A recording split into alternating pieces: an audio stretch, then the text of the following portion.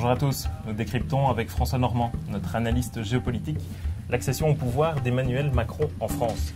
François, cette ascension fulgurante et atypique, est-ce symptomatique? Est-ce l'expression d'un changement?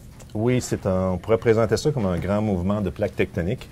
Et il y a trois grandes tendances qu'on peut observer. D'une part, c'est un déclin des partis traditionnels. On l'a vu au second tour en France. Ni les socialistes ni la droite républicaine n'étaient au second tour. Et ce déclin-là des partis, on le voit dans plusieurs pays, notamment en Allemagne.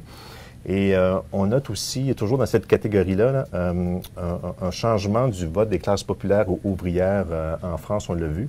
De plus en plus, les ouvriers votent pour le Front national. On voit la même chose dans d'autres pays. Aux États-Unis, le vote ouvrier a notamment permis à M. Trump de remporter des États comme le Wisconsin.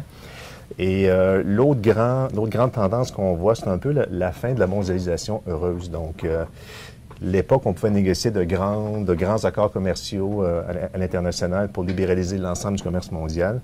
C'est bloqué actuellement depuis les crises économiques de 2007-2008. Même pour négocier des accords bilatéraux, c'est difficile. On l'a bien vu avec le Canada et l'Union européenne. On a signé un accord, mais c'était très difficile. Et on voit qu'un peu l'esprit du GATT, cet accord qui avait permis de relancer le commerce après la Deuxième Guerre mondiale, l'esprit du GATT est un peu mort et on voit une montée du protectionnisme un peu partout et surtout aux États-Unis. Et la dernière chose qu'on voit, l'autre grande tendance, c'est une espèce de crainte du multiculturalisme, et même dans des pays d'immigration comme le Canada et les États-Unis.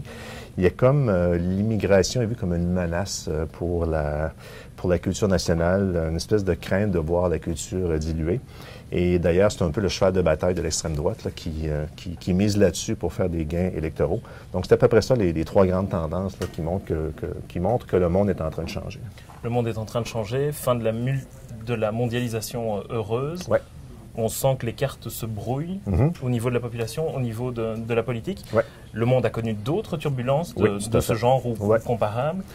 Écoutez, on a l'impression qu'on vit un monde très difficile, très instable, mais il faut se rappeler que dans le passé, il y a eu des crises pires qu'aujourd'hui. On peut nommer la Première Guerre mondiale, la crise des années 30, la montée du fascisme, la Deuxième Guerre mondiale, l'expansion du communisme. Donc, il y a eu d'autres crises pires dans le passé. Cela dit, ce qu'on vit, c'est un changement. Donc, ce qu'on pourrait dire le monde ancien, l'ordre de l'après-guerre, après la Deuxième Guerre mondiale, est en train de changer. L'ordre international est en train de se lézarder. Cela dit, l'histoire n'est pas écrite à l'avance. Le monde qui s'en vient sera fait selon ce que les gens décideront, les institutions qu'on va mettre en place, les lois. Et c'est possible qu'on ait une mondialisation plus humaine dans l'avenir. C'est possible qu'on ait un capitalisme plus naturel ou davantage vert qui va vraiment tenir compte de l'environnement. Et bref, c'est possible qu'on se dirige vers quelque chose qui va être meilleur. Donc, on ne sait pas pour l'instant, mais ce qui est certain, c'est que le monde qu'on a connu, lui, est en train de changer et on ne va pas revenir en arrière. Les sociétés se sont relevées de ces turbulences passées.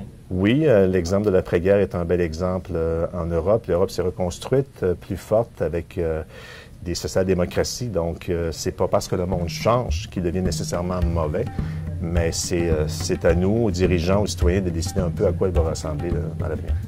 Merci François. Merci.